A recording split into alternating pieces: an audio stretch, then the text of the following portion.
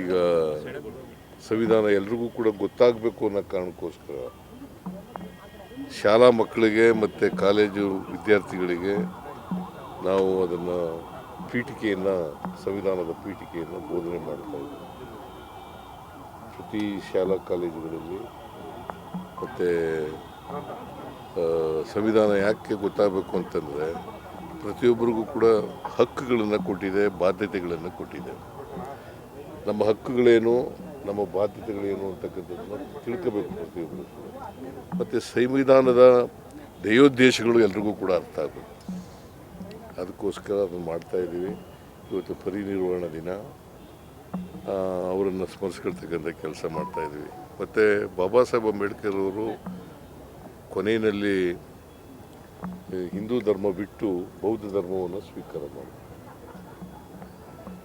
ಯಾಕಂದರೆ ಅವರು ಏನು ಹೇಳಿದ್ರು ಅಂತಂದರೆ, ನಾನು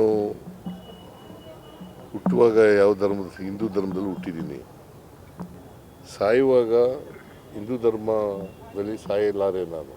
ಯಾಕಂದರೆ ಅದನ್ನು ಪ್ರಯತ್ನಪಟ್ಟೆ ಹಿಂದೂ ಧರ್ಮನ ಸುಧಾರಣೆ ಮಾಡಲಿಕ್ಕೋಸ್ಕರ. ಅದು ಸುಧಾರಣೆ ಆಗದೇ ಇರೋದ್ರಿಂದ ನಾನು ಬೌದ್ಧ ಧರ್ಮವನ್ನು ಸ್ವೀಕಾರ ಮಾಡಿದ್ದೀನಿ ಅಂತೇಳಿ ಬಾಬಾ ಸಾಹೇಬ್ ಅಂಬೇಡ್ಕರ್ ಹಿಂದೂ ಧರ್ಮದಲ್ಲಿರ್ತಕ್ಕಂಥ ಸಾಮಾಜಿಕ ವ್ಯವಸ್ಥೆ, ಜಾತಿ ವ್ಯವಸ್ಥೆ ಇದೆಯಲ್ಲ, ಇದರಿಂದ ರೋಸಿ ಅವರು ಹಿಂದೂ ಧರ್ಮ ಬದಲಾವಣೆ ಮಾಡೋಕ್ಕಾಗಲ್ಲ ಅದು ಅಂತ ಹೇಳಿ ಅವರು ಮಾಡಿದರು. ಸೊ ಅಂಥ ಒಬ್ಬ ಮಹಾನ್ ವ್ಯಕ್ತಿ, ದೇಶ ಕಂಡಂಥ ಒಬ್ಬ ಅಪರೂಪದ ನಾಯಕ, ಅವರನ್ನು ಸ್ಮರಿಸ್ಕೊಳ್ತಕ್ಕಂಥ ಕೆಲಸ ಮಾಡ್ತಾಯಿದ್ದೀವಿ. ಅವರು ಈ ಎಲ್ಲ ಶೋಷಿತರಿಗೆ ಗೌರವ ತಂದುಕೊಡ್ಬೇಕು ಅಂತಕ್ಕಂಥ ಹೋರಾಟವನ್ನು ಮಾಡಿದ್ರು. ಕೇವಲ ಬಾಬಾ ಸಾಹೇಬ್ ಅಂಬೇಡ್ಕರ್ ಅವರು ದಲಿತರಿಗೋಸ್ಕರ ಕೆಲಸ ಮಾಡಲಿಲ್ಲ.